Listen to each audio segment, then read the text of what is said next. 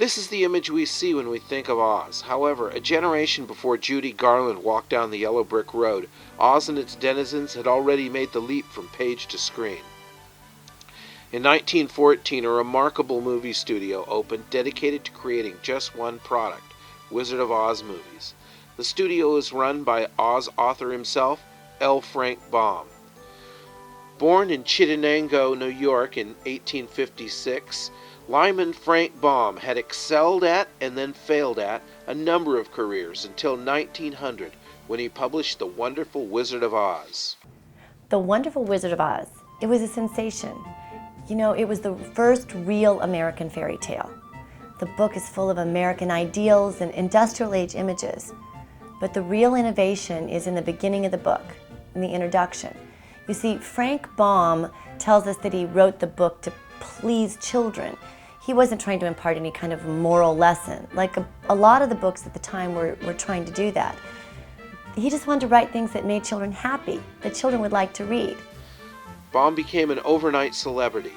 2 years later, he opened the Wizard of Oz stage musical, and 6 years later, a disastrously expensive show called the Fairy Log Radio Plays. This new experimental show was a travelogue through the lands of Oz, part lecture, part live stage show, and part hand-tinted color motion picture. The Fairy Log Radio Plays were a critical success, but they cost more to produce than they could take in. Baum, who had financed the show himself, was financially ruined. No stranger to financial disaster, Frank Baum sold his 2 Chicago homes, moved his family to California, and built a new home on a large property in Hollywood. The property and the house were paid for with large loans. And this became the beginning of a creative explosion for Frank Baum. Suddenly, he was writing new Oz books and other fantasy books too, like John Doe and the Cherub, stories for older children, and even a few adult novels. He used his own name and a handful of pen names too. And the most interesting of these is Edith Van Dyne. Edith Van Dyne was the author of Aunt Jane's Nieces series. These books showed up and they showed girls as intelligent, active problem solvers. They were up for any task. And this was the beginning of a whole new genre of young adult literature. And as a matter of fact, it was also the influence for the very famous Nancy Drew series. His new writings were very lucrative. Baum was quickly rebuilding his fortune, but he needed more.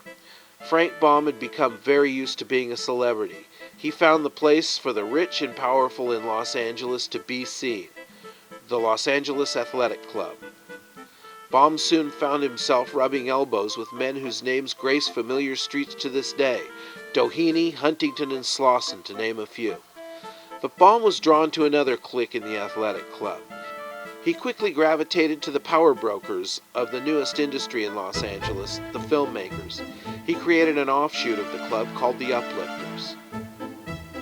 Filmmakers had moved from the East Coast to avoid being sued by Thomas Edison over patents rights, and because the weather was mild enough to make filmmaking possible all year round. After the turn of the 20th century, demand for new films skyrocketed. Filmmakers needed new and exciting products to get the paying public to keep coming back to theaters week after week. Soon there was serious talk of an Oz movie. Since Baum had lost the rights to The Wonderful Wizard of Oz in bankruptcy, he'd have to write a new story. The project gained momentum when Adolph Zukor of Paramount Distribution and Jesse Lasky of Lasky's Famous Players took an interest in a new Oz movie. The Oz Film Manufacturing Company was incorporated in 1913, quickly raising $100,000 through stock sales. Baum was the president. His vice president was the musical composer Louis F. Gottschalk, who had scored Baum's latest musical, Tick-Tock Man of Oz. Harry Haldeman and Clarence Rundell were also company executives. Experienced businessmen, they were the financial brains of the company. They also reported back to Adolph Zukor. By May of 1914, a 7.5-acre lot at Santa Monica Boulevard in Gower had been secured and built into a state-of-the-art movie studio, with stages, workshops, film lab, and even artificial ponds. The first film was to be a feature-length story called The Patchwork Girl of Oz. The studio was capitalizing on the success of Baum's book by the same name. The actors came from Lasky's Famous Players stock company, and the technicians came from Universal Pictures. The director, 39-year-old J. Farrell McDonald, was directing his third picture and his first feature. Amazingly, once the cast was assembled, The Patchwork Girl of Oz was shot, processed, edited, and ready for theaters in just over 1 month. That included having a full score written for theater musicians. Filmmaking has always been a collaborative medium. Writers, producers, directors, and actors all get the chance to look at the material and make adjustments. You know, the audience is also a collaborator. And if the audience doesn't like the film, you can always go back and make a different film.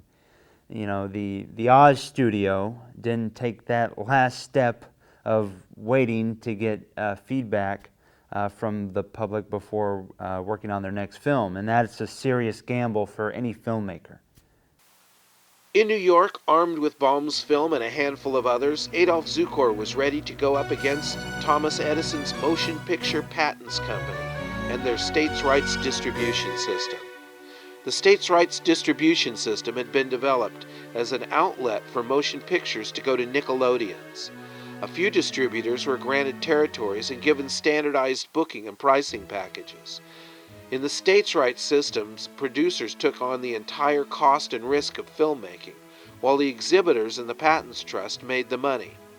Small producers couldn't get their pictures shown, and exhibitors had to hope that enough films were made to keep them in business. Adolph Zukor had the idea to pre-sell entire seasons of films to exhibitors. The exhibitors had little or no idea what they were getting.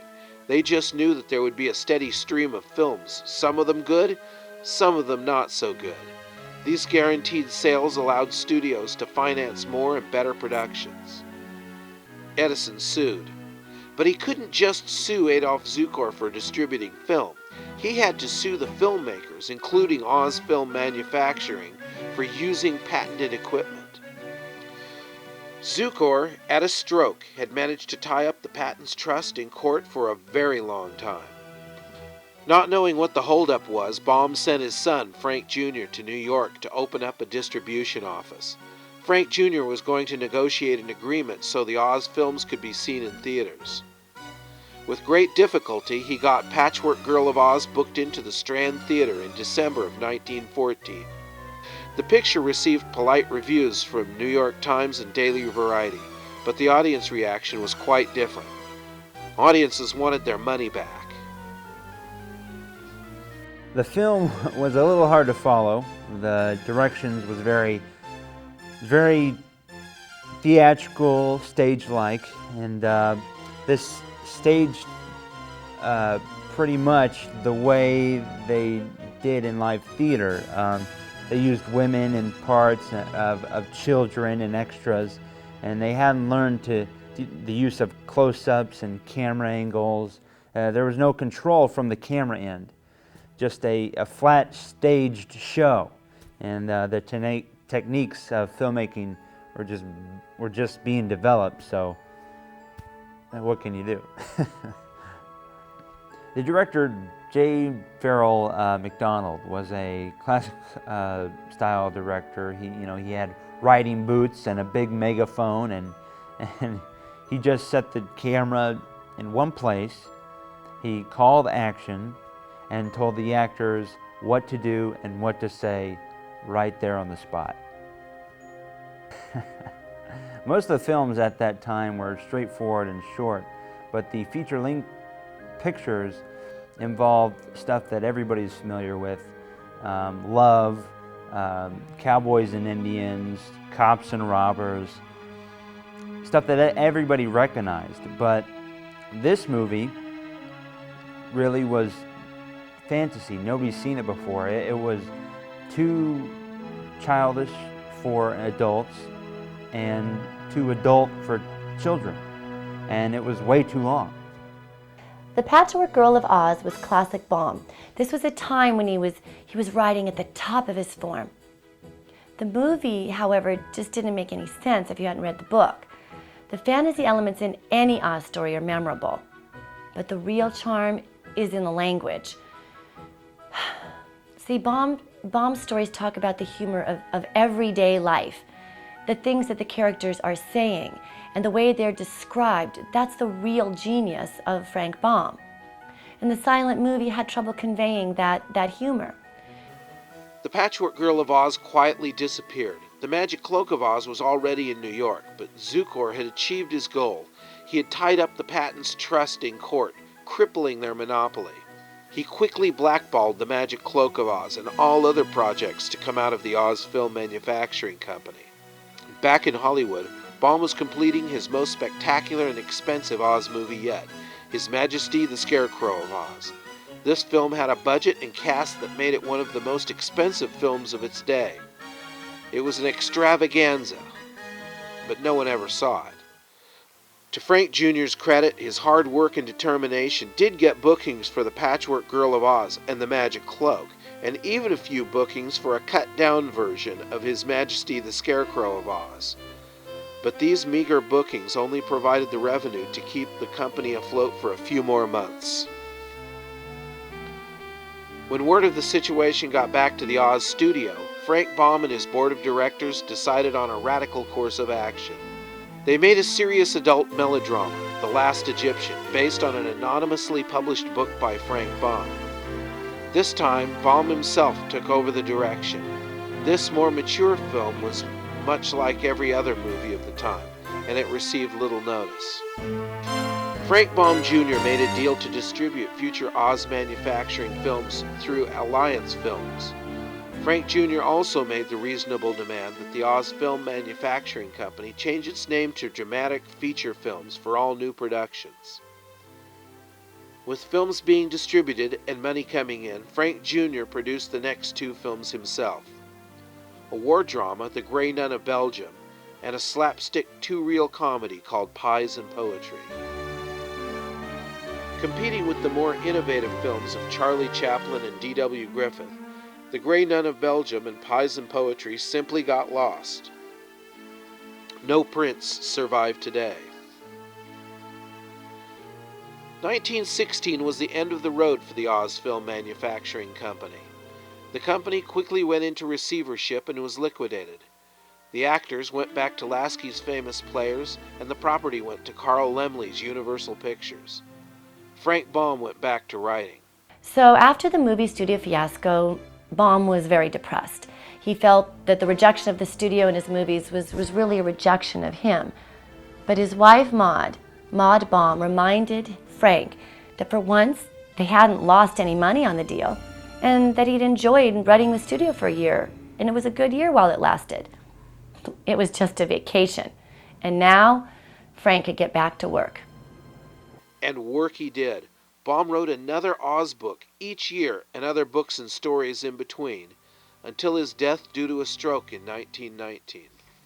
Getting to run your own movie studio is not a bad thing. Frank Baum studio only really lasted a year, but the films weren't as good as they could have been, but those guys really helped crush the Edison Patents Trust, and they ushered in the studio system. We still use these concepts of the studio system today.